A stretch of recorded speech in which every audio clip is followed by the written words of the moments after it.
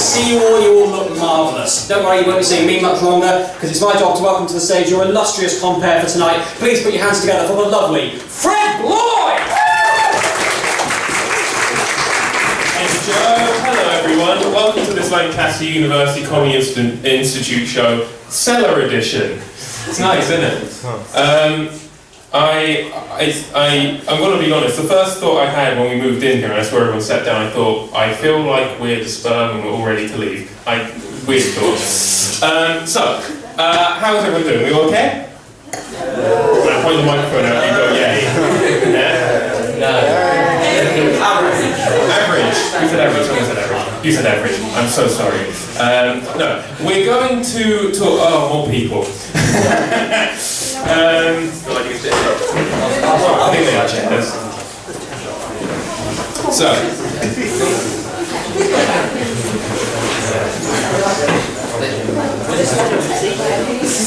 hello. Hello. No worries. So, I feel like we're coming up to a point in the year when people have things to look forward to, much like a small room. Where we have things to look forward to. Another two people. Gosh. Feel ever so slightly like a prostitute.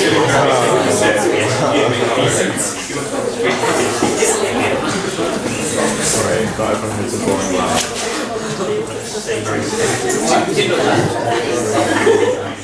I will say we haven't technically started. I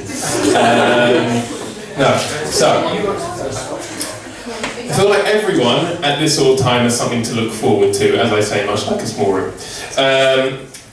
Because, we're getting to a point in the year where, dissertations are done if you had them, exams are getting underway, probably there's quite a few left, but, we're getting there. Does anyone have anything they're looking forward to in the near future? You can just shout out anything, let's share in the excitement. I have something, these two coming back in. Anything anyone's looking forward to, anything at all? Concert. What's that? A concert. A concert? What's the name? Sorry. Owen. Yeah. What concert? Are you performing in the concert? Unfortunately not. Unfortunately not. Who are you seeing in concert? Lord. Lord? Yeah. That's cool. I know. I like that. Do you like Lord? Yeah. You're not just going... No. I've seen the thing. When she shushes Yeah, when she shushes people. Yeah. I just go. It's funny though. You're just going to go... Can you shout out when she does it? Yeah. And then can you say, like, I told you to do it? Yeah. I wanted to drag me off, from the crowd. You want her to drag you off? And I thank her. So you like Lord? Yeah, that works. Yeah. That's cool. Lord concert, that's cool. I feel like the basic thing we all have to look forward to is the summer. The summer's coming up. Especially in the north when it's normally cold most of the time. We have the summer coming up. It gets warmer, that's nice. Beaches are cool. And then people who had a happy New Year's can start looking for cots and prams. Way. You have the same socks as me. That's quite embarrassing. It's not embarrassing. Did it say which of us is before? What's your name, sorry? Ewan. It would be really cool if your name was Fred, wouldn't it? Amazing. Summer's coming up. That's cool. And it is, it's a British institution, summer. It's you get everyone round for a barbecue. You bring out the barbecue with all the gunk on it from last summer. Put sausages on it instead. Whole family there, as I say, except for Jess, because her boyfriend has a name we can't pronounce, so we don't talk about her. Whole family's there, including Uncle Dave. He's shirtless at the first opportunity. He looks like a folded duvet. And at the nearest opportunity, he will start singing 3 lines on a shirt. Now, no one tell him that the World Cup has been moved to the winter to accommodate for Qatar's oppressive heat. Because if you do tell him, Auntie Candice will be beaten more thoroughly than we were in the last football tournament. And she won't even get to penalties. So, yes, I'm going to say something controversial, more controversial than that. And so I don't like summer. I don't like it. I thought there'd be booze. No, look, I don't like summer, and one of the main reasons I don't like it starts in a historical discussion. Because only bad things have happened in summer even, right? Only bad things, right? I'm going to talk through you some of them now, right? Firstly, that was my middle finger, that doesn't look good. Firstly, Saint Ignatius of Loyola dies in the summer, founder of the Jesuit order of the Roman Catholic Church. Sad, but if they really believe, it shouldn't bother them that much, right? Secondly, the Enigma code gets cracked, and you may be thinking, Fred, you may be thinking, that's good news. And I'll go, yeah, for us. But for the Germans, it's bad news. That's a bad thing happened in the summer for them. You have to be global with these things. In extension of that, thirdly, Mein Kampf is published. Yeah. Yeah. See, I really hope that wasn't just my favourite book. It's talking about my favourite things. So I would say bad things happened in the summer, and I prefer good things. I've got a good thing for us to do. It's our first act of the evening. Are we excited for it? Yes, good. There we go. Right. So this is an improv game. This is improvised comedy. It's called, this game, Mary Berry. I don't know.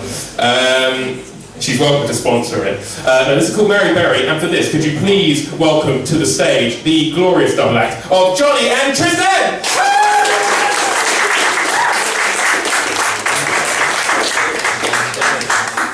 So the first thing you may notice about one of these performers is, yes,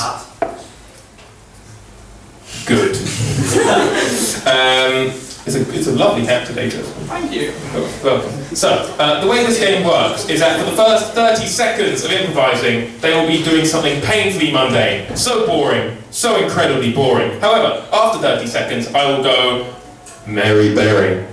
And it's at this point that these two will go surreal, absurd, ridiculous. It'll be the strangest thing you've ever seen in your life. Stranger than me having the same socks as the man in the front row, right? Weird. So, for this one, I would like, what should I get for you guys? Can I have a very mundane location, please? A location where you would think only boring things could happen. County Bar. Which rooms? So we've got a chess match. Oh, I like that. It's a chess match, okay? So after 30 seconds you will hear me go Mary Berry, and then at that point they will go strange. Tristan, Jon Lee, chess match, take it away.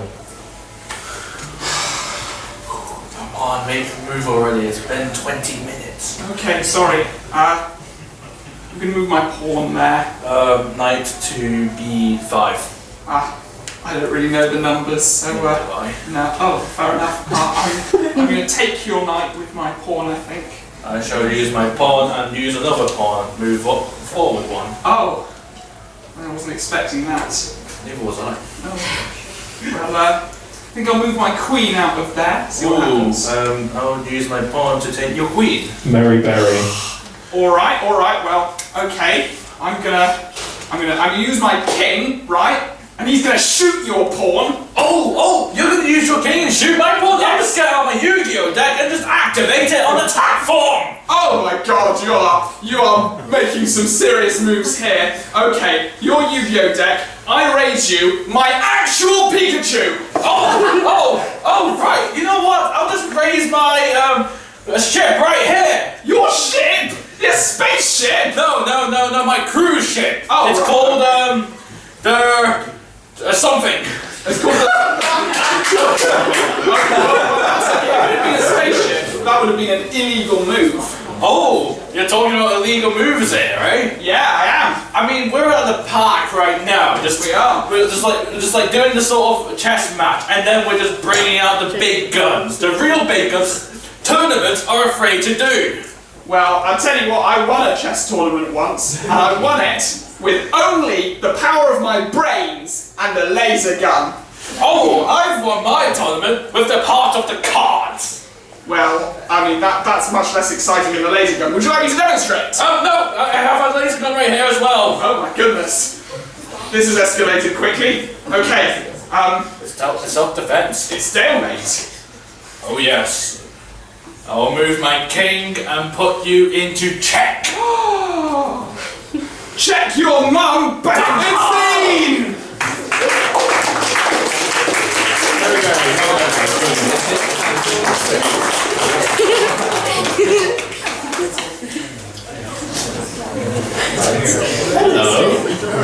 stranger. In a strange land.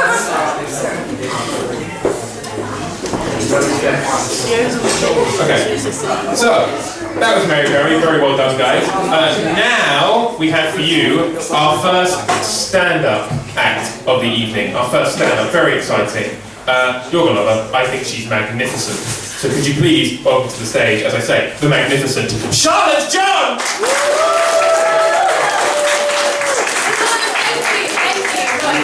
You all look brave while you've stuck with us this far, so you've got to be. So I'm just going to throw you in right at the deep end, okay? How old do you think I am? Just shout out some answers. 9. Sorry? 9? 9? No, that's a compliment. And any advances on 9?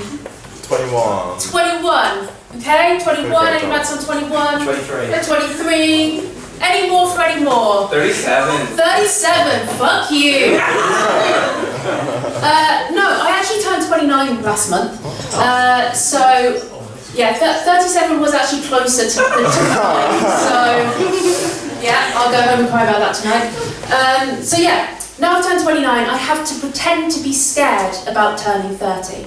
Right? Because, sorry, pick on one of you. You look friendly. Hello, what's your name? Becca, nice name, Becca. My sister's called Becca, but she's a bitch. When you were a kid, what did you want to be when you were older? A vet. A vet? Very responsible. What are you studying now? Geography. Oh, went downhill then, did it, Becca? I'm kidding. We need people who can colour stuff in. Sorry. If it helps. I have a degree in drama and 2 degrees in marketing. Even worse, right? Yeah. Anyway, see, that's relatively normal though. A vet, good, aspiring. When I was a kid, all I wanted to be was 30. I could not wait to be in my 30s. And it wasn't as if I imagined I'd have some kind of fun, glamorous life. No. I imagined I'd be a teacher and I'd really hate my job. Right? I imagined I'd be so tired, working all hours, drowning in marking. I imagined I'd be living in a small rented flat, unable to afford anything bigger, let alone to buy. I'd be in an ongoing argument with my landlord about the damp in the mouldy bathroom, and he would tell me just to breathe less. And I imagined I'd have a shitty, ugly, open-mouth chewing boyfriend, and the only excitement I'd have in my boring, miserable life would be when he cheated on me. That was what I imagined. And I couldn't wait! So, I don't really get all the fuss about turning 30. I mean, what is there to be scared about? People take you more seriously? Terrifying. You no longer have to pretend to like clubbing. You're more wisdomless. I may wet myself! Although I guess actually wetting yourself is a concern about turning older. But I think it just says a lot about us as a society that we value youth and potential over age and experience. In women, that is. A 79-year-old man, totally fit to be president. A 29-year-old woman is like a deli counter tuna stuck in the bargain bin at Tesco the morning after its use-by date.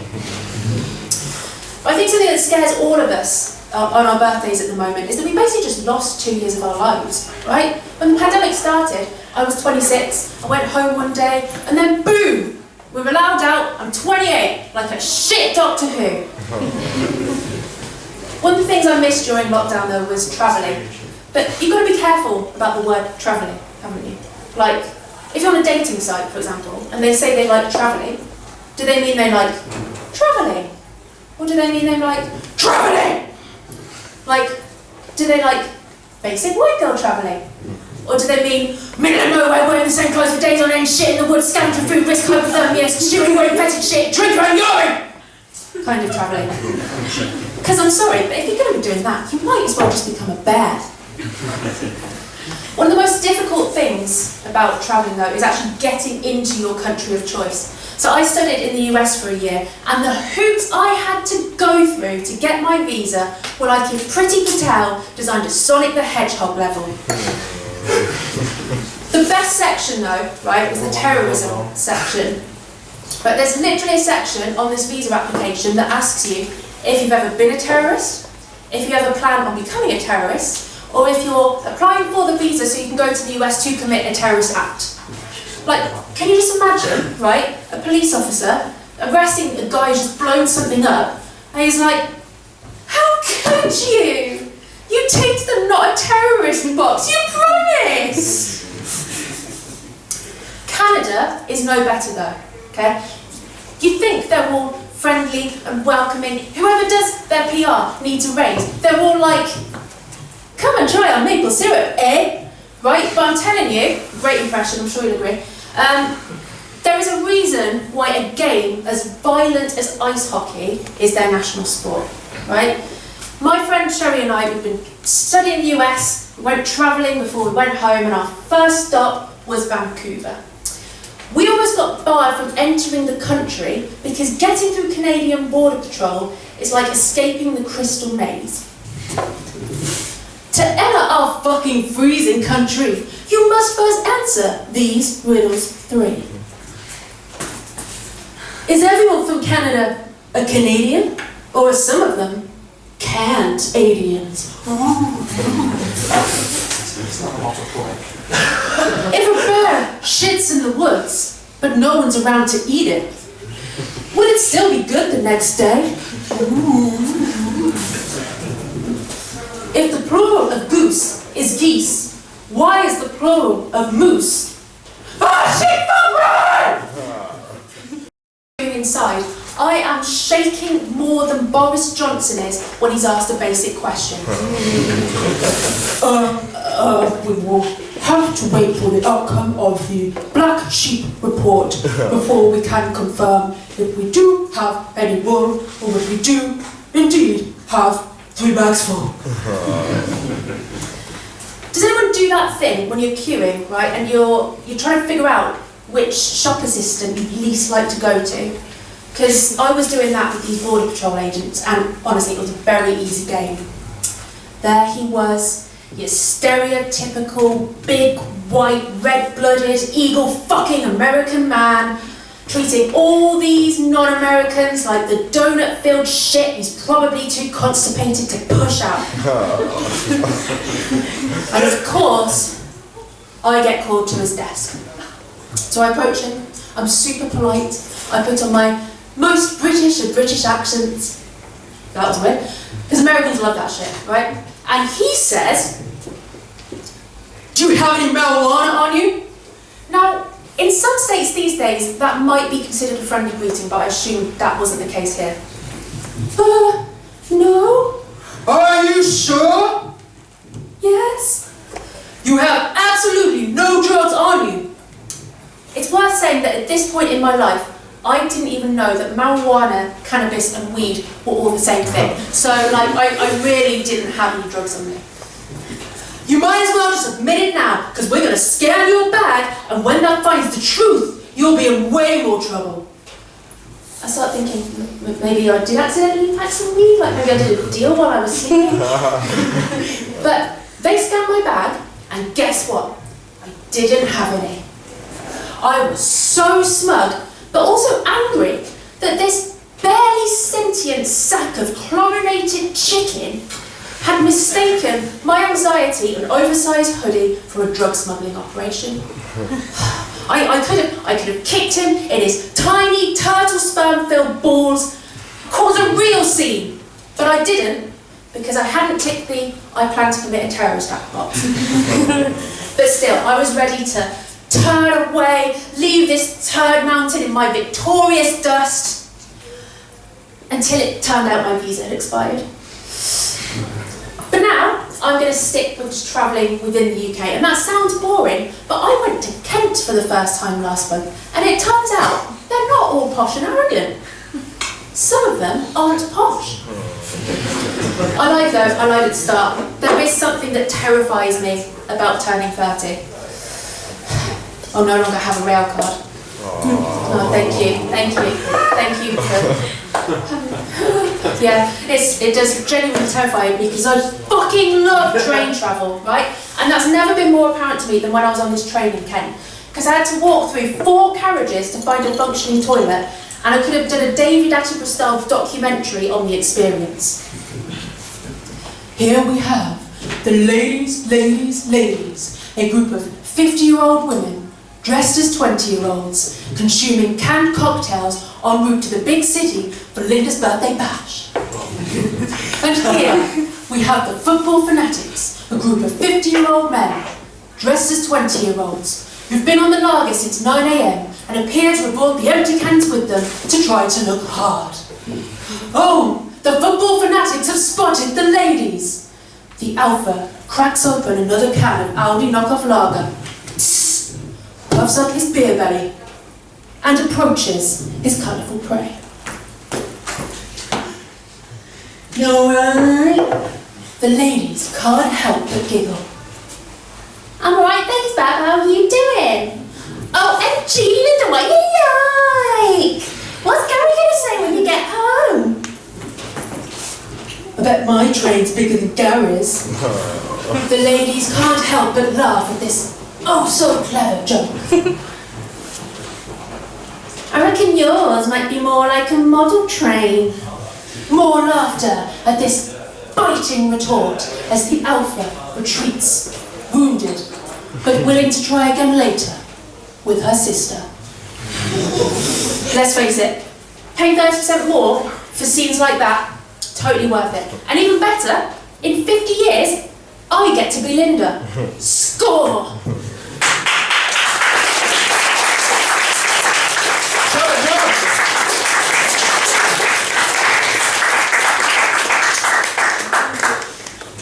So, hello, they come to take me away. No. We have for you next, which is why there are people here, a sketch that the Society have written. I know we're literate. I will say, if at any point you are low on refreshment for things, don't feel pressured to just stay, still. You can go, I'll keep the bunker warm, right? It's okay. They told me not to say much else than I already have, for the sake of theatre. I present to you a sketch the Society has written. I hope you enjoy it.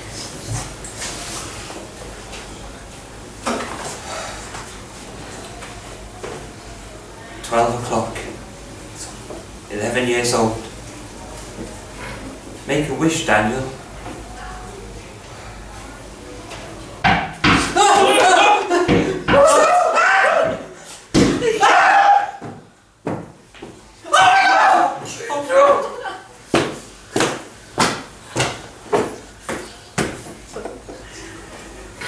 Sorry about that. What are you doing in here? You're committing breaking and entering. You should leave right now. Oh, dry it, Dursley, you great prune. Daniel Radcliffe? Yes?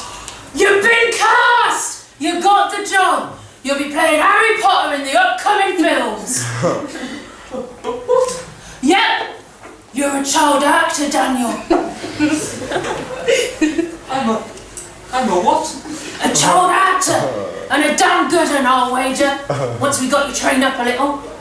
Here, read this. Dear Mr. Radcliffe, we are pleased to inform you that you have been offered a place at Warner Brothers Film Studios for fantasy filmmaking. Shooting starts on September the 1st. Yours sincerely, the director's team. That's right. You got a great few years ahead of you, Daniel. Except for all the haircuts. Aye, but don't be worried about that right now. You look just like your father, Daniel. But you got your mother's eyes. Your parents were great child actors. My parents were child actors too? Aye. Some of the greatest I ever laid eyes on too. Terrible what happened to him, just terrible. What happened? What? You mean you don't know? Well, I'm not sure I'm the one to be telling you this, Daniel, but I suppose someone's got it. Your mother and your father were stars of their time. They were cast in a Nickelodeon show in the 90s. Their careers were going great until... Did they die? No. Worse. They had to leave the country in 2005 after their sex tape leaked. Now hold on a minute there. I'm not sending him to some madhouse studio so that he won't get a proper education. God! You're both just a couple of C-listers. Come with me, Daniel. Don't let these two hold you back. With any luck, you'll be a millionaire by the time you're 12. Where are we going? Off to Emma Watson's house. We gotta tell her she's gonna be sexualized from the age of 13 upwards. Yay!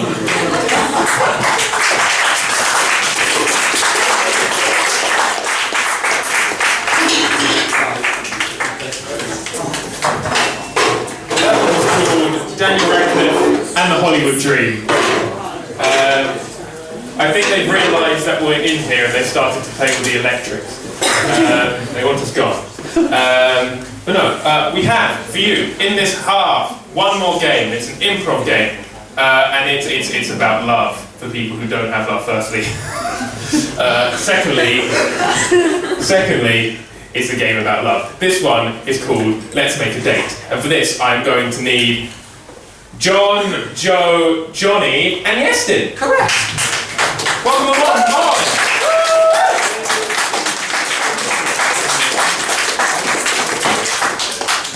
So, the way that this game works is that Jon here is a contestant on our blind dating show. Yes, these three gentlemen who are vying for his love. Now, Johnny has a weird relationship to Jon. He knows him somehow. Joe has a weird occupation. Iestyn is a character from fiction or a person from history with a strange twist. And Jon's task is to figure out who each three of these people are via asking them each, well, there are 3 questions, he asks them 3 questions. And, well, it is a guessing game, so Jon can't know who they are. So, just for a short while, Jon, I'm going to have to very politely ask to, leave. Give him applause. Give him applause. He needs it. Self-esteem is shot. So, we'll do Johnny first. He has a strange relationship to Jon. Strange relationship. So he knows Jon somehow. Any suggestions? Can be as weird as you like. He tried to kill him in the past. Tried to kill him in the past? What was that? Lecturer. Sugar daddy. Sugar daddy. Gynecologist. Sorry, 1 second.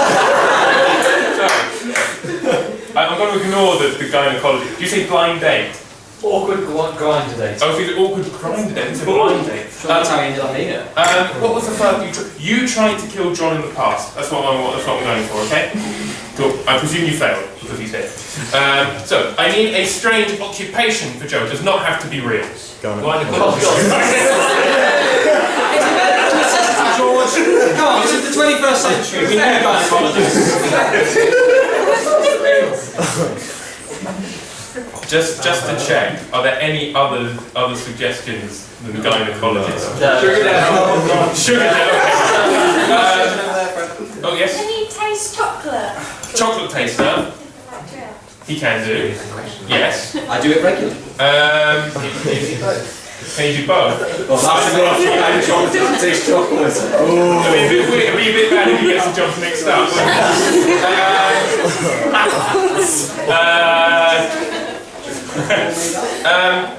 I am going to say, I think chocolate taster probably does exist. Can we get anything that's made up? Porn welfare team. What was that? Porn welfare team. Porn welfare. That also probably does exist, doesn't it? Any others? Okay, I have my selection. I'm going to say, Joe, you work for Porn Welfare. Okay. That's you. I can see the logo of that company already. So, can I get a character from fiction or a person from history with a twist for Iestyn, please? Actually, anyone you can think of. George Washington, but he's Irish. Iestyn, what country are you from? Wales. It'll be interesting. So we have George Washington, but he's Irish. Dumbledore be straight.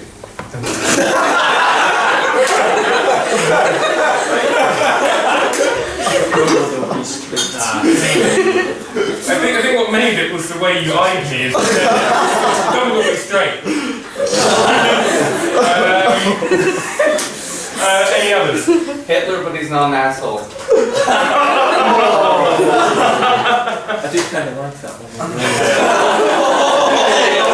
We found the sympathizer. Let's go. Secret game. God. What the fuck? God. Is there another one back there? Am I hearing things? Santa Claus means perv. That's just Santa Claus, isn't it? I'm going to say you're Santa Claus but a pervert.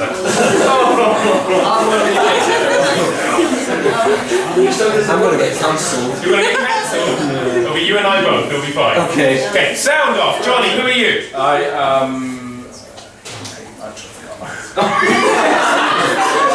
I tried to tell John in the past. Yes. So long ago. Joe. I work in porn welfare. Yes, you do. And Iestyn? I'm Santa Claus. That's a perfect. Yeah, you are. Okay. So the last thing we are missing for this game is John. So what I want to do is I'm going to count from 1, 2, 3. And then after I say 3, we're all going to go, John, get back in here. I think that's easy enough. I think we can all do that. So, 1, 2, 3. John, get back in here. Good. Please welcome to the stage your contestant, John! So, John, we have three hopeful individuals vying for your love. I presume you have 3 questions for them? Sure do. And your first question? Okay, boys.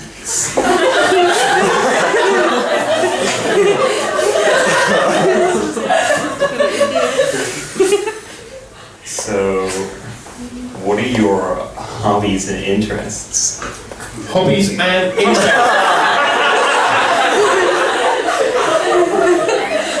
Well, I do like a bit of some planning, some mapping out, and some people watching here and there. Contestant number 2. Well, you know, I deal with some pretty intense stuff at work.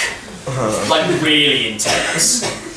Really intense. So, my hobbies tend to sort of take me away from that kind of stuff. You know, I hear a lot about people's problems all day, so I like to do stuff that makes people happy, and preferably nothing to do with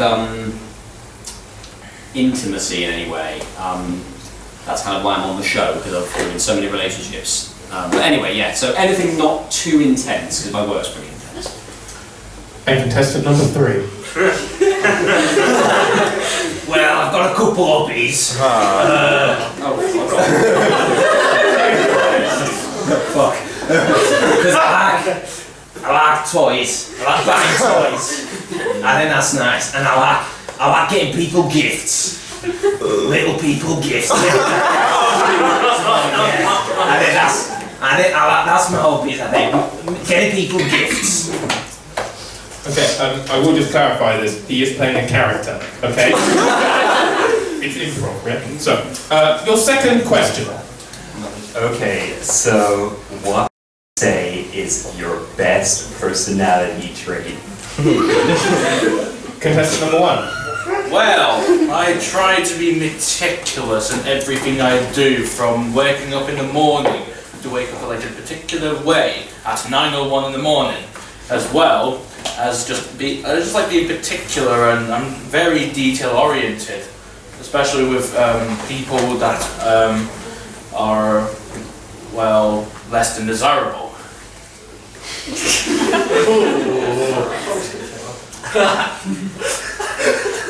Contestant number 2. I'm a great listener. I'm a really great listener. That's definitely my best trait. Like, I can't really tell you that much about it because of, you know, patient-client confidentiality. But you know, just the other day, I had to encourage someone to tell me about an experience they had at work involving a ram and a bucket alert pack. Like, it was that was a tough one, right? And she, you know, she was very upset. Or he, could have been anyone. But I assume you don't know her name. But yeah, so I'm a very good listener. I'm very good at encouraging people to share their problems. Contestant number 3. What was the question? What would you say is your best personality trait? Oh, well, I'm a hard worker. I can work day and night. I'm quite good at that. I'm very good, good personality. I'm good with animals. There is a certain type of animals. I'm good with reindeer. They're good. They're alright. And then another good personality trait. Well, I haven't really got any good ones left. I don't want to go to court. So I'll end it there. Okay. Thank you. And John, your third and final question. Okay, guys, so if we were to end up dating, what would you do to keep the spark alive in our relationship?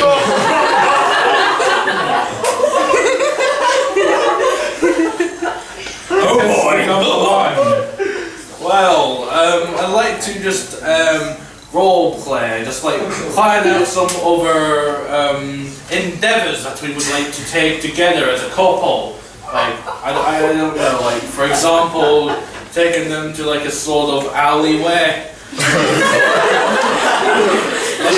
like Tom and Jerry style of He's reading off his teleprompter, mate. Contestant number 2. Okay, no one in my office watches this, so I guess I can say here. That I'm really not supposed to do this, but I picked up a couple of tips from my clients, stored away, and you know, I can do this one thing with salami. So, I'm open-minded, and I've got the know-how, so sorry Dave, you'll have my resignation on Tuesday. Contestant number 3. I'm going to jail. Just keep this. Oh, I should. Oh no. I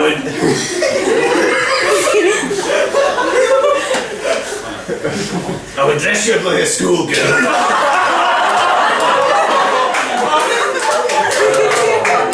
And then let you slide down my chimney.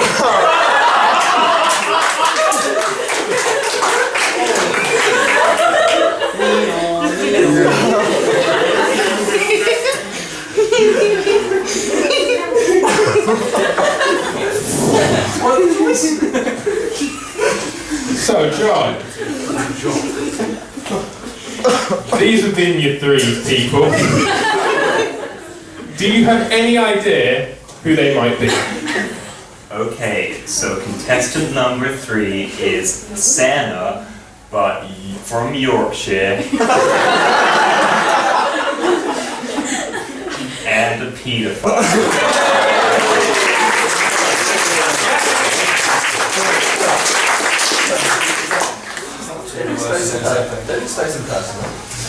I'm so sorry. Any other ideas about the other 2? So contestant number 2 is quite meticulous. Would that be right? He works around meticulous people. Okay, customer support? No, I do support though. Counseling? Yeah. But for who? Okay, so one of his counselees had a Lurpak related incident. Okay, kitchen, It was in a kitchen. It was take place in the kitchen. There's nothing to do with being in a kitchen. Okay, so to do with butter though. Yeah. Not an easy kitchen to fit all the cameras in. I'll be honest, and there were 50. It was in 4D, mate. It was biblical. So some huge event took place in this kitchen. I'm gonna say, John, I don't think the butter was eaten. Not all of it, and not on purpose. So it accidentally got consumed? Move away from the butter, I think. Yeah. Okay, so some event was happening that was being filmed, and That's all I got. Afterwards, I needed to talk to the girl who was kind of at the centre of it all, and for you to share her problems.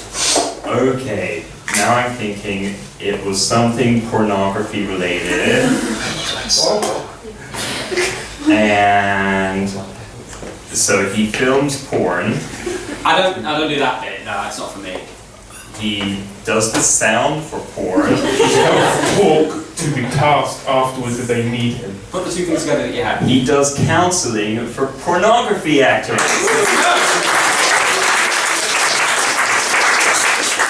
Something tells me those two have worked together. So, Oh, you look familiar. And any thoughts on contestant number one? Contestant number one. Okay, so the only thing I remember is that he got up at 9:01. So, okay, gets up at 9:01. Is quite meticulous. But meticulously late. Meticulously punctual. Oh my god. Okay, I know. So, quite meticulous. From the army? He might be. I mean, it would have helped him probably if he was, but I don't think the way he knows you, it didn't really work. So he knows me in some way. Is he one of my teachers? No. A parent? I hope not. Okay, he's got some sort of relationship to me. He's quite meticulous. I killed many, many people in my life. He's my bodyguard? I would say the opposite. He's my hitman.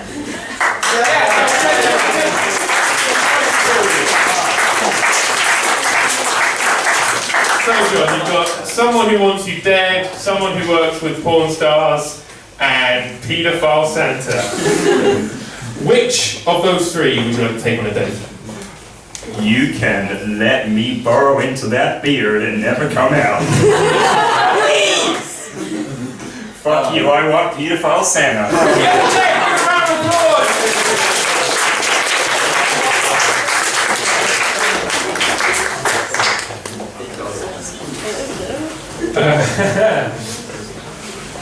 So, we have come to the interval now, but you'll need to listen to me just a bit more as I explain something that's going to happen when we return in about 10-15 minutes or so. So, the first thing we will be doing when we get back is an improv game known as the phone game. And in that game, one performer, just, improvisers, talks to the other performer will be saying things exclusively from a phone chat. Now, if anyone is brave enough, you have the interval to look through your phone and then offer it up when I ask for it when we come back. There's no pressure, but we'll want someone to find you. So, this is your interval. Have a look through your phones. Hope you enjoyed the first half. I'll see you back for the second. Thank you very much.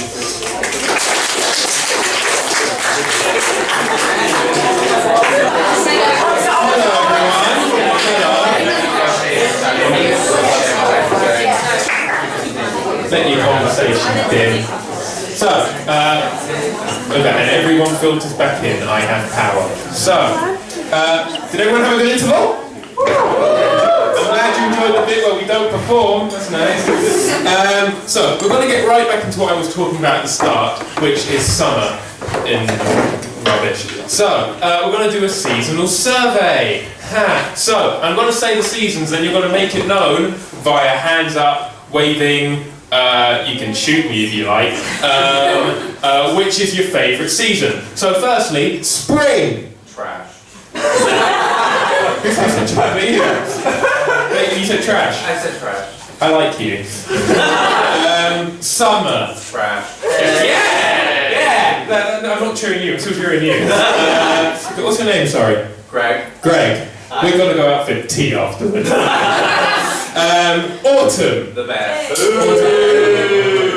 say it's the best, but like what? Like I know, like the leaves change colours. Sort of, Michael Jackson did it.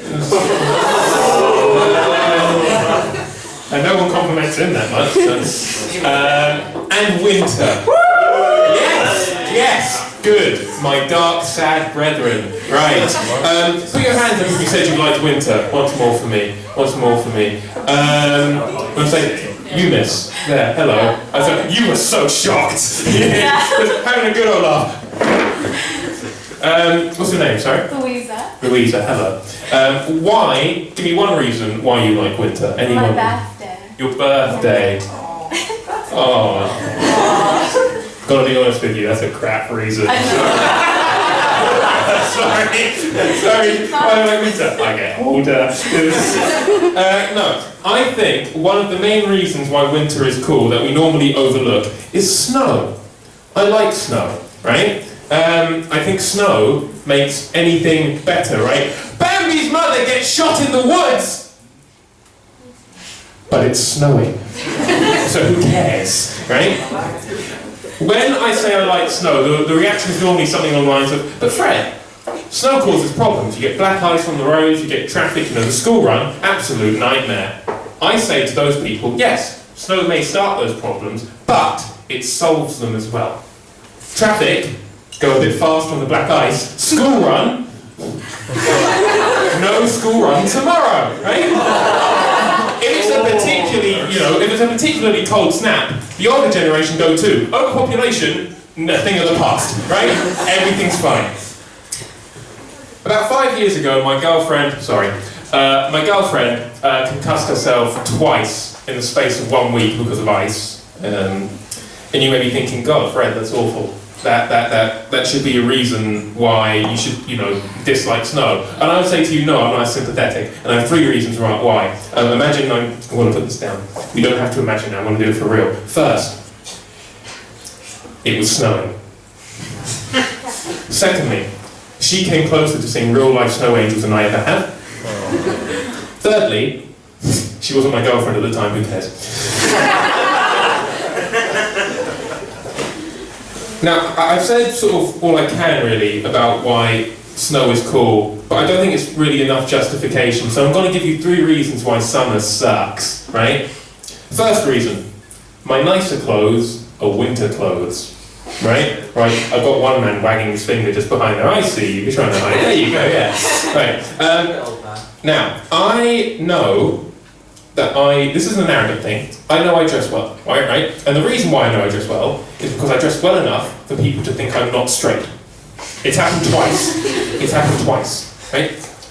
In the winter, I'm a gentleman. I'm a mistress, right? In the summer, everything gets shorter, too much flesh, Jezebel, right? No good way. Right. Second reason. Owen, I'm going to come back to you. Ewan, I'm so sorry. Firstly, cool socks. Secondly, this is a personal question, I apologise. How old are you? 19. 19? Oh, you're young. So I'd say you're still old enough to be considered a young adult, like late teenager sort of thing, right? Yeah. Second question. Considering that age, right? 19 years on this planet. Do you at night still pull the duvets up tight enough to keep up both the demons and the Tories? Yes, you do. Okay. I think we all do. We all like feeling like a big, sweaty man baby, right? Right? However, in the summer, it's not as practical. So sleep is harder, because if you go underneath, you're going to sweat and die. If you go above, you're just prime real estate for mosquitoes, right? And also the Tories once again. However, you're much less likely to be, attacked at night time by the Tories, because in the summer, it's the only time that I will accept Boris Johnson hiding in a fridge. Right. Third bad thing about summer. And this is going to upset people, and I'm very sorry.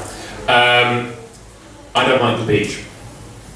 I don't like the beach. That was a ooh, your sandy coated snores. What are you going to do about it? Feed me gritty sandwiches? Like, what are you going to do? Just, Fred, we'll drown you at sea. You're going to walk me out and go, we're going to drown you at sea. And then you realise your ankle's in, and you just sort of go, bit chilly, isn't it? Because that's what happens every time, right? Why do you think D-Day happened?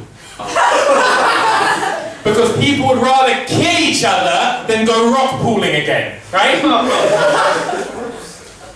here's something I would also rather do than kill anyone else in this room, and it's welcome onto the stage our first act of the second half. Are we excited? So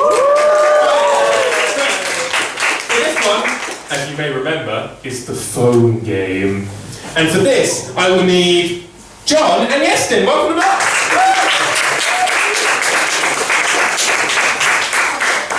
I might have to ask one of you to be a footman now. During the interval, did anyone decide that they were going to be brave enough to give me a phone chat? Anyone at all? Okay. Your name, sorry? Nicole. Could you please hand your phone to, who's doing it? Jon. Please hand your phone to Jon. With the chat open, yeah. I mean, we can have him guess how to get into it for about half an hour if you like. Oh, right.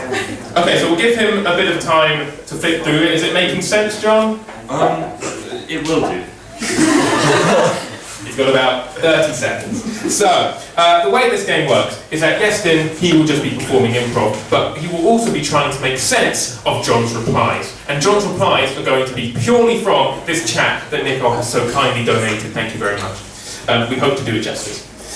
So, one more thing that I would like for these two is a relationship. Can I have a relationship for these two, please? Anything at all? Enemy soldiers. Enemy soldiers, great start. Anything else? Father and stepdaughter in porn. Which one's a father? Whichever one you want. Yes, you did. This is a horny audience now. Teacher and parent on parents' evening. Teacher and parent. Parent on parent. Sorry? Weatherspoon, yeah. Weatherspoons drinkers. Diana and Charles.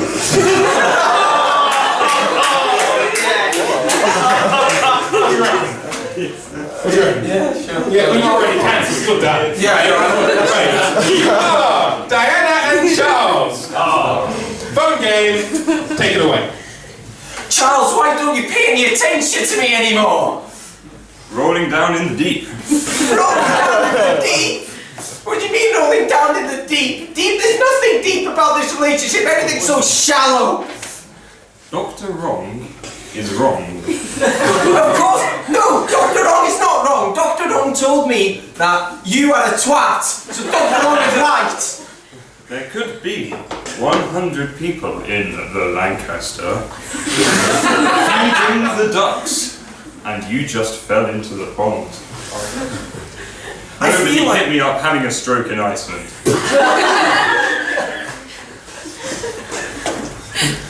What does that mean, Charles? Our wedding, our marriage is in absolute turmoil. You're doing jack diddly shit about it.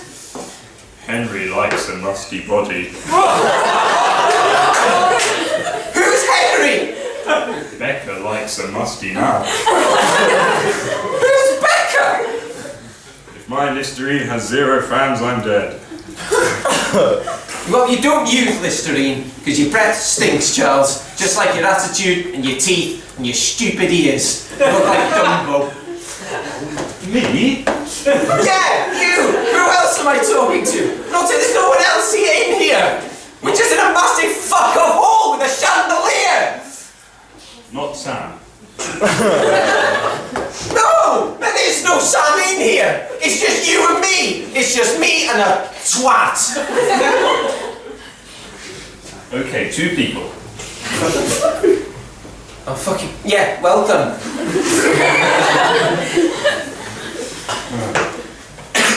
I opt for some screaming and crying. I've been doing that for the past 5 years! Ever since we got married, I've been screaming and crying every night and you don't listen even though you've got big fuck-off ears. Somehow, you're able to fold them in on themselves like envelopes so you just block the noise out. Yes.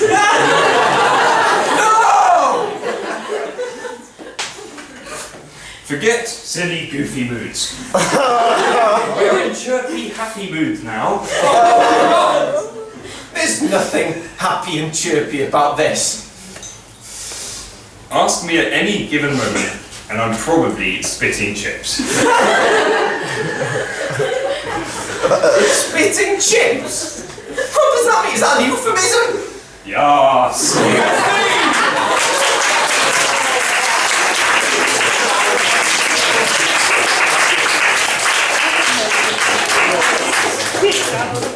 Nicole, in the politest way possible, what do you get up to? I don't want to know. We'll talk about it later over tea. So, we have another improv game for you now. This one is called Foursquare, and for this I'm going to need, Joe, just Joe. Joe, Charlotte, John, and Tristan. Hi!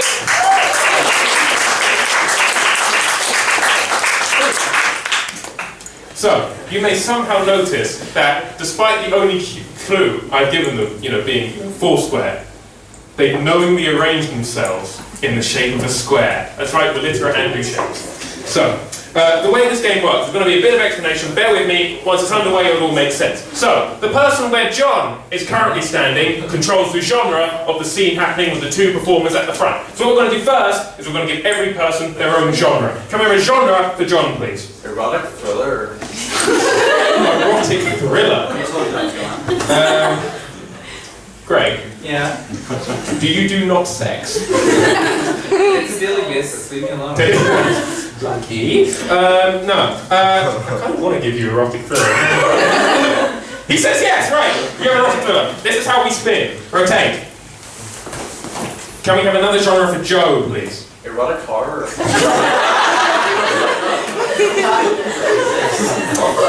You now. Any others? Musicals. Western. We're going to take Western. Thanks! Right, rotate. Oh, you need to rotate, sorry. Can we have a genre for Charlotte, please? Erotic tragedy. God, it's so sad. I'm so horny. Another genre, please. Gothic novel. Classical satire. Or political satire. Gothic novel. Gothic novel. Coming of age film. Coming of age film. DIY? DIY. Ooh, yeah. Everyone! DIY. You can make it work. Rotate. Quite DIY, isn't it? Thank you. Can we have a genre for Tristan, please? Erotic documentary. The history of sex? What? Like, Yeah. Documentary. Coming out. Coming out. So erotic documentary. Any others? Just tragedy. Just tragedy. So erotic documentary. I'm going to give you tragedy. Okay? And rotate, so we're back to the start. So very quickly, John, what's your genre? Erotic thriller. Joe? Western. Charlotte? DIY. Tristan? Tragedy. Right, so currently, because John is standing there, he controls the genre of the scene that's being performed. So, the scene that these two will be performing at the moment would be... Oh, No, just tell me. Just tell me. Save the horny, John. Save it up. it came too early.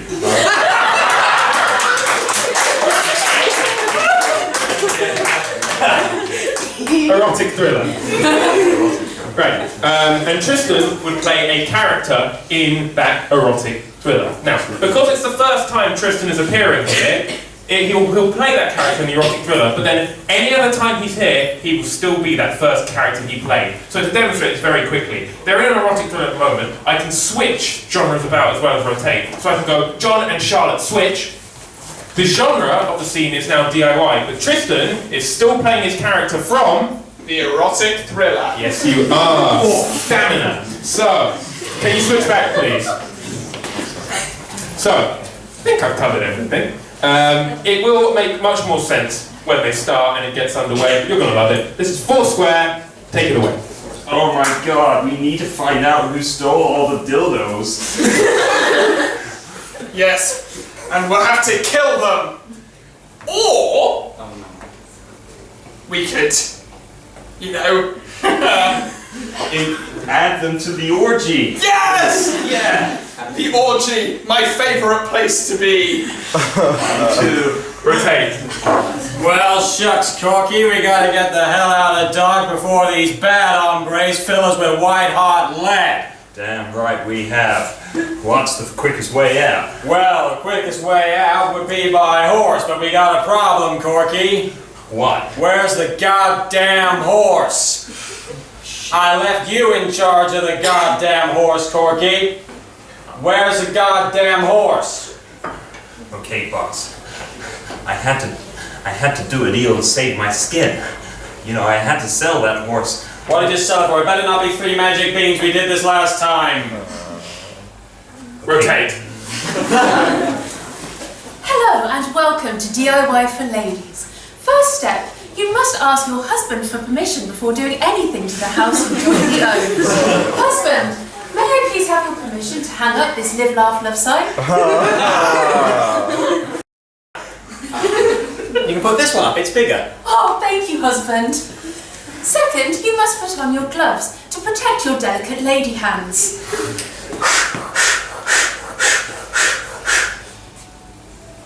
Oh, sorry, I'm on camera.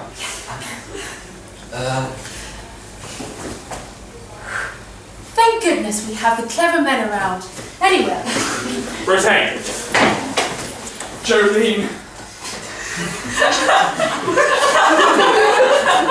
You are the love of my life. I'm so sorry to tell you this tragic medical news. What is it? My foot! It's falling off! No! Yes! I don't know whether you'll be able to love me as much without it. Which foot is it? My right foot. Your right foot? Yes. You know that was my favourite. I know. Rotate. Okay, where could the dildos be? Have we checked the dildo cupboard? No. Okay. Maybe we should go there. Yeah, sure. Yes. Okay, here we go, the dildo cupboard. You know I love cupboards. Yeah. They're a great place to, Yeah. Yeah, In fact, shall we just have a quick one in there now? Yeah, why not? Sorry. Okay. What do we do? Tristan and Joe switch. Sorry, I got this saw stuck in this piece of wood. Can you give me a hand? Sure could. Wait a minute, where's my wife? I'm used to telling her what to do. You seem a lot more domineering, and I don't like it. My fragile male ego doesn't cope well with that sort of thing. Could you just pull on this saw? Not like that, but pull on it. Okay. If you insist. He's stronger than me as well. Rotate. Ow! Ow, my foot! My foot! Oh me, oh my! I think I might fall off at any moment! Quick! Are you a doctor? No, but I can try and bandage you up. Yes, please. Sure. Okay. Yes. Wow. You're very good at this. Okay, how's that feel? Yes, it feels much better. I think I'll make it at least another few scenes. Now, first of all, you must pick up your hammer. Be careful because it's heavy. Only 1/10 of the size of the baby that you're forced to carry on your stomach for 9 months, but still, be gentle. Now, you have the screw. A screw? Yes. A screw?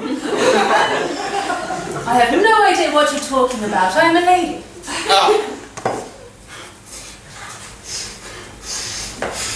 I don't really know how to talk to ladies. Okay, well, live, laugh, love. Rotate. Where is that damn horse, Corky? You're not Corky. Where the hell did Corky go? Oh, Jesus, stop crying, will you? We're in a hurry. Now, can you tell me where to get a horse at short notice, like really short notice? Out of the stables is my lover.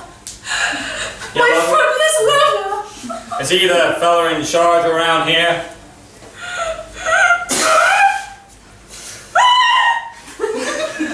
Did you say something, or are you just crying? How can I ever be happy again? Try robbing a bank, it works for me. John and Joe switch. Get your left.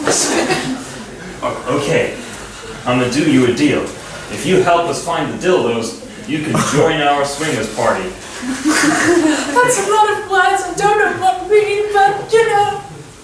Sure. Okay, now think. If you were a dildo thief, where would you hide them? Is it a man or a woman? I don't know. Probably a woman. Okay. Because there's two places I'd hide it. I just spoke to this hysterical gal, sorry. She doesn't know where to find any horses. So, why did you sell the damn horse for, Corky? And I'm gonna give you 6 chances to give me the right answer. Okay, listen. I stole them for some beans. I had to. It was the only way he would spare my life. That was what he said last time. Remember what happened last time? Yeah. We had an amazing dinner, but no fucking horse. Yeah. Where is this guy you sold the damn horse to?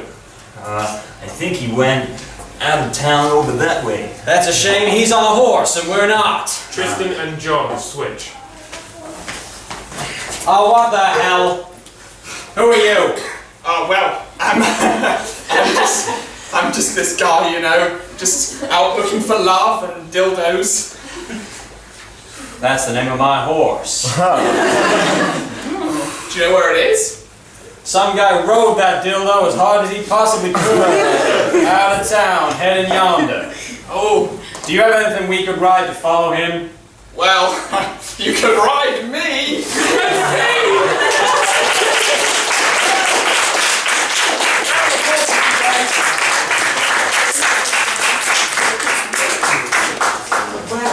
Wow. What if dildos stole the dildos? That would be mad. So, we have another improv game for you now. It's political. Ooh, it's not really. It's not. It just sounds it. This is called budget cuts.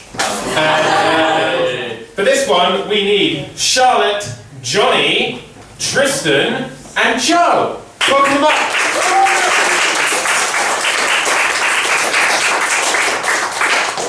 So, these four will perform an improv scene, and then I will call scene, but the game will not end! The game will not end. At that point, I will ask each of you, via applause, to tell me who you thought the most important player in that scene was, who had the biggest role. And then when we find out who you think had the biggest role, we will ask them to leave the stage, and then the 3 remaining performers will have to perform the same scene again, but one person light. And this will keep going until we have a 4-person scene being performed by one person, right at the end. Hilarity ensues. So, for this, I would like I'm really scared I'd like a genre. War film. Erotic war film? Sex war film is good. Fine. Takes war film to Holland.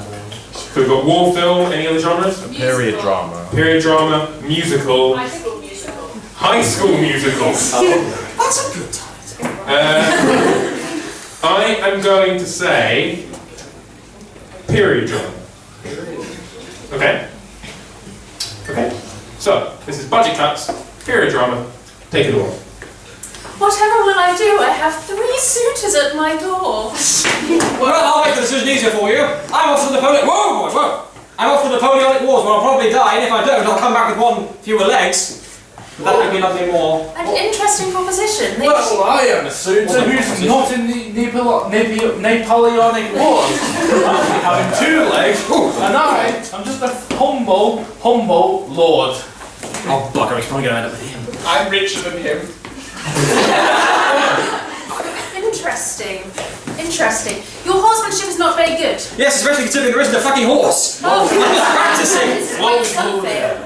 Can you all show me your imaginary horses, please?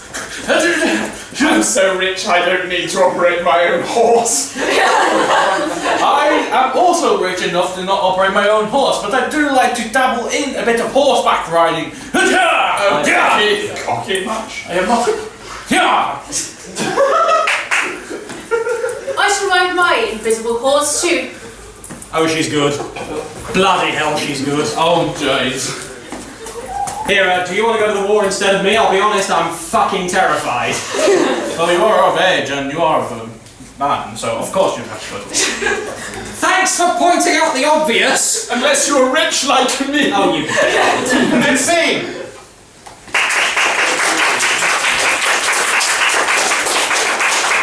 So, we come to the elimination round. He hasn't stopped acting, he's incredible. Oh, sorry. So, if you thought Charlotte was the most important performer, let it be known.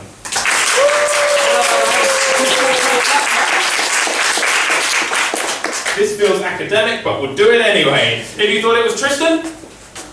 I'm so sorry. Once again, money can't buy you happy.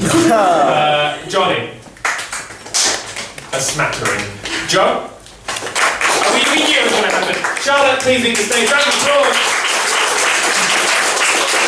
So, these three are going to have to perform that same exact scene, but a performer light. Let's see them do it now. Hello, hi, I have these 3 suitors right here. Whoa, whoa. I after the Napoleonic Wars, I shall return with 1 fewer legs. So that might make you love me more, perhaps. Perhaps. Well, I'm not going to the Napoleonic Wars, so go me, I guess. I'm fucking loaded. You're loaded, eh? Whoa. Easy. I am rich enough to not be able to use a horse. Oh. That doesn't make you sound as sexy as you think. I would like to see all of your imaginary horse riding skills. I'm not very good at this. Is that a rabbit you're riding on? I'm too loaded to ride a horse. I've got this bad boy. Oh, how about I'll show you my horse riding skills. Oh, fucking hell, he's good. Jesus! And scene.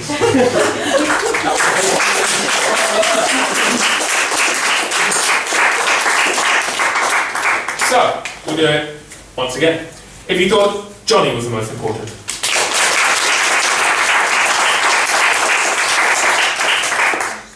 If you thought Tristan was the most important.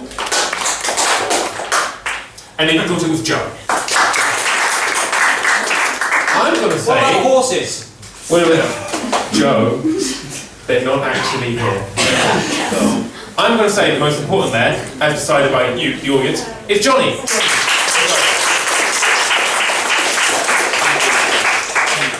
2-person budget, 4-person budget cuts, but we're 2 people. Take it away. Oh, look! 3 suitors at my door! Whatever will I do? You must understand me, Felicia. I'm going to the Napoleonic Wars in the morning and I'll come back with no legs at all. Oh my! But maybe that will make me much more attractive, I don't know. At the moment I've got nothing else going for me. Well, I'm not going to the Napoleonic Wars. I'm relatively rich and I'm not going to lose my legs. Oh, what a dick. I'm rich. What a bigger dick. Whoa, easy. Whoa. Yeah. Oh my, you're very good at riding a horse. Yeah, look it! There isn't actually a horse here, I'm just pretending. Oh, well, I'd love to see all of your horse riding, imaginary horse riding. Well, I'll be honest with you, I'm not quite as good as him, but you know, my horse is prettier, so and it's much smaller, as you can tell. I daren't ride a horse, other people do that sort of shit for me. Oh. Well, I think I'll show you my imaginary horse riding skills then. Oh, fucking hell, she's good. Woo! That does it for me. I would pay a lot for that.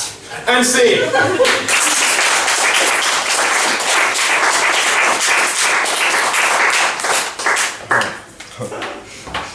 I got a case. Broke the tension. So, this is where good men come to die or apparently make out. So, one of these 2 will be performing budget cuts on their own. That's for you to decide. If you thought the most important person there was Joe.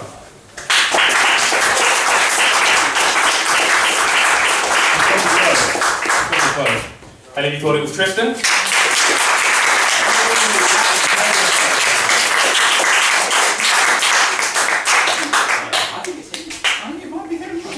Well, ultimately, only my opinion matters. So, I'm going to say the most important was you. Oh.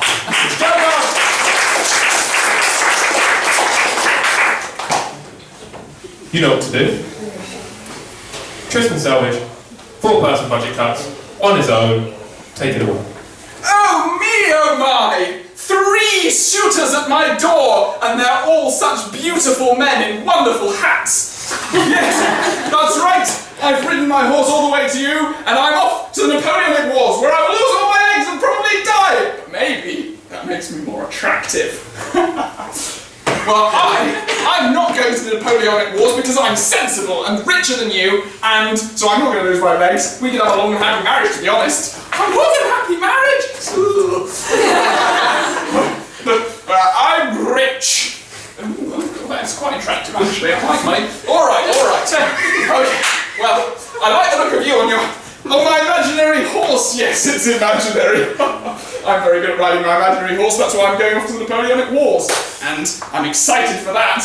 Well, not the dying part, obviously, but I reckon I'm the best imaginary horse rider here. Oh, really? Well, I'd like to see all of you riding your imaginary horses. What, even me? Yes, even you. Oh, well, okay, in my imaginary horse riding skills, yes. All right, I'm slightly less good, but look, it's small. It's a little squidgy little horse. I'm too rich to be going around riding horses. I get other people to do that crap for me. Oh, well, rubbish, you're out of the running. All right. I'm going to show off my imaginary horse riding skills. Let's go! Damn, she's good. Oh, yes. Oh, I'd pay good money for that. And sing!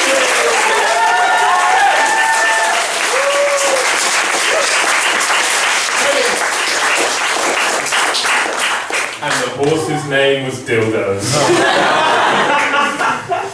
So, we come to our last act of the evening.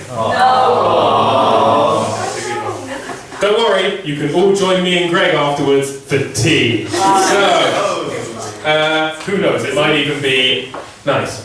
So, this is a stand-up act. He is bundles of energy, you're going to absolutely love him. I think he's a bit insane, but he's cool. So, could you please welcome the ever enigmatic, the electric, Iestyn Jones!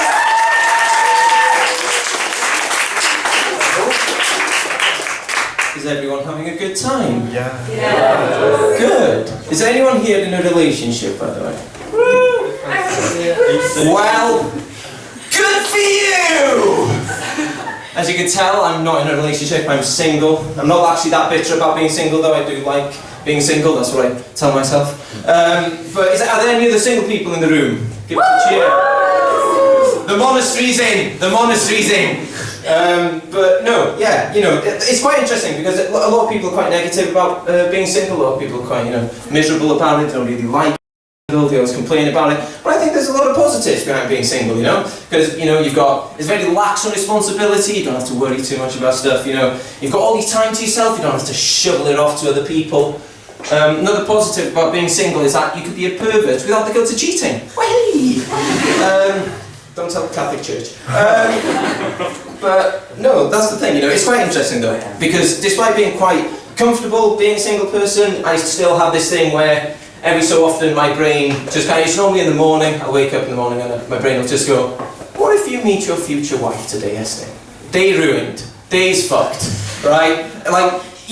Everything I do on that day is like everything a normal person does, but with a better posture and a clenched jaw. Like before, I could go shopping, right? I would walk in, take the basket and walk around the place in the same posture as a question mark, right? And all start thinking in my head goes, Iestyn, you're going to meet the one today. All of a sudden, I go shopping, I grab the basket, and I'm going shopping, as if I'm going to fucking pull in the Aldi baskets, you know what I mean? Or I don't even, but everything's fucked. I don't queue the same. Before I used to queue, just queue like that by the till. Now I'm queuing, thinking that every woman in a 5-mile ambit is staring at me and my pot noodle on the belt. I can't even walk the same. Walking's fucked. Because the thing is, I find myself doing this thing where I'll be going for a walk and I'll spot someone about half a mile away and my brain will just go, that's the one. And so all of a sudden, shoulders are back, jaw is clenched, but I'm still looking at the floor because I don't want to make it look like I've seen them from half a mile away. So I just keep on walking like that. And then they reach my peripheral vision just when they hit it, and just when they do that, I do this. And I look up, as if I'm trying to show them what they're missing. What the hell is that? Who the hell does that? I'll tell you who does it. Fucking everyone under the sun does it. Because I've seen people, don't look at me weird, because I've seen people do it. I've been on walks, I spotted someone half a mile away and thought, that speck in the distance looks ugly. So I just keep on walking like a chump. They're walking the other way, looking at the floor, and just as I hit their peripheral, they look up. And quite ironically, I just go, "What the hell are you doing? You fucking desperate freak!" I know that harsh, by the way. I don't think people are freaks, don't think people are ugly. I'm a strong believer that everyone is beautiful in their own way. Except for you. Hey! But yeah, no, but after all that's done, after I have my day out, I go back into my room, sit down in bed, and then everything just becomes a bit too real, you know? So I'm kind of sat in bed, alone, 500 pages deep into Dostoevsky, the overbearing feeling of loneliness creeping over my shoulder, and the toilet roll under my mattress just like, "Hey, Iestyn, hey, psst, psst, hey. I'm here for you, man." And if it's not the toilet roll under my bed reminding me that I'm single, then it's probably the housemates. I live in a flat. I have 4 wonderful flatmates. 3 of them are in relationships. One of them plays League of Legends, so that's the bar.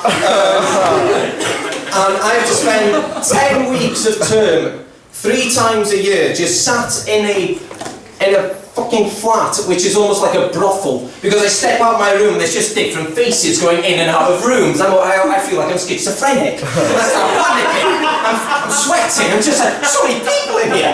And I get constant reminder that I'm completely incapable. So I think, right, okay, 10 weeks are over, I go home. I'm thinking, great, I can have a time out, bit of a rest. And I go home, and then I realise my parents are still together.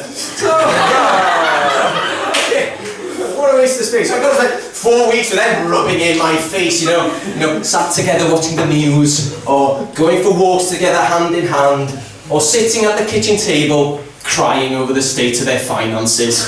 And I just stood to one side going, I don't care if you've got a joint bank account, get a room!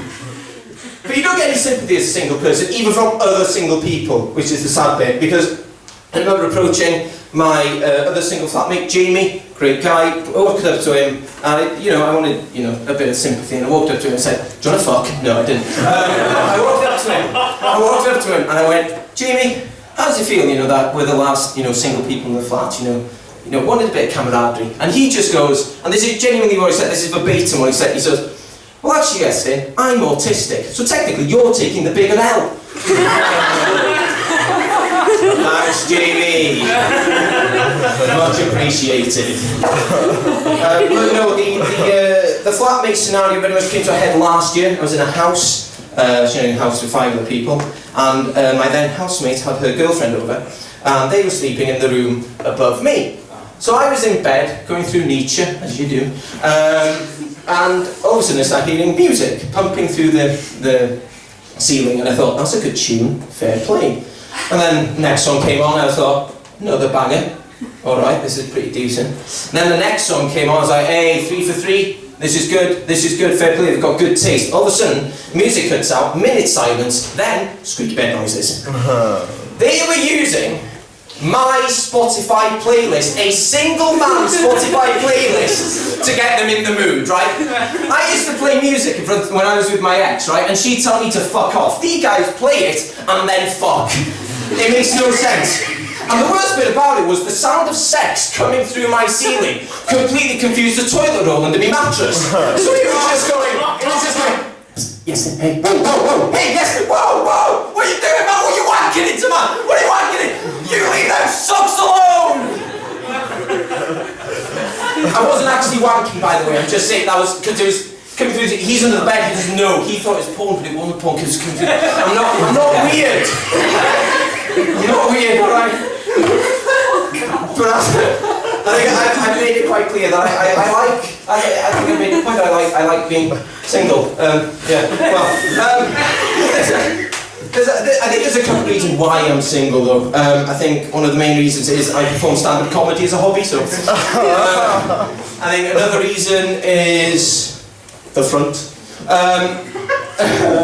Another reason is I'm actually quite a boring person. Under the NHS I'm classified as an anaesthetic. But I've had a couple moments in my life where it's kind of come to light that I am actually a boring person. I was once in this party in some trees. Just as a heads up, I'm from North Wales, so there are 3 kinds of parties you have. You have parties in trees, in fields, and in barns. And not to sound too middle class, but I was in trees. So we were in the trees, and my friend of 7 years had the job of introducing me to this person who I'd never met. And she goes, "Oh, well, this is Iestyn. He plays golf.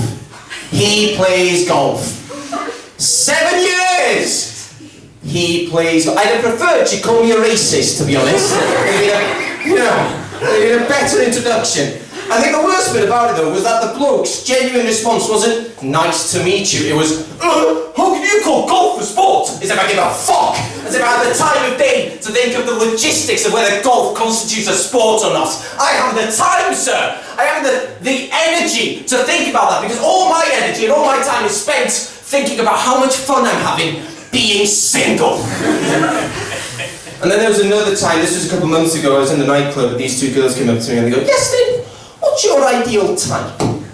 I was about 2 syllables into my response and both of them just go, and start another conversation. The efficiency in which I can kill a conversation is impeccable, like the world's dullest Avenger. But I think the worst bit about that story was the fact that my genuine response to "what is your ideal type," Iestyn, was "anyone who'll listen." So that kind of sucked. But I think this whole boredom thing, very much like the boring thing, this whole boring personality thing definitely comes from my impartiality. I'm a very impartial person, but I have a lot of strong feelings about things. People come up to me and they're just like, "Iestyn, what's your favourite, what political party you vote in?" And I'm like, whatever. And then people go, "Iestyn, ball buttons or Christmas creams?" And I'm like, give or take, is a biscuit. And then they go, "Iestyn, what's your opinions on necrophilia?" I cannot take necrophilia! I can certainly give it, I can't take it yet, I'm not dead. But yeah, no, but there is one thing that I'm partial to, one thing that I'm very passionate about, and that's being single. Because if I haven't made it clear enough already, it is fucking phenomenal. You've been a tolerant crowd, thank you very much.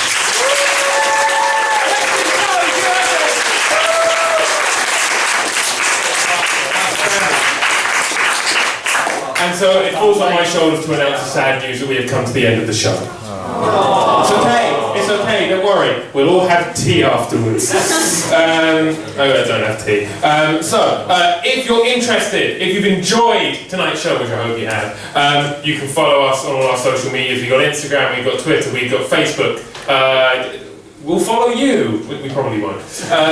But we've got other shows coming up on this term. We've got a sketch show as well at some point. We've got plenty more for you to see if you've had a good night. I hope you have. We've been the Lancaster University Comedy Institute. We'll see you around.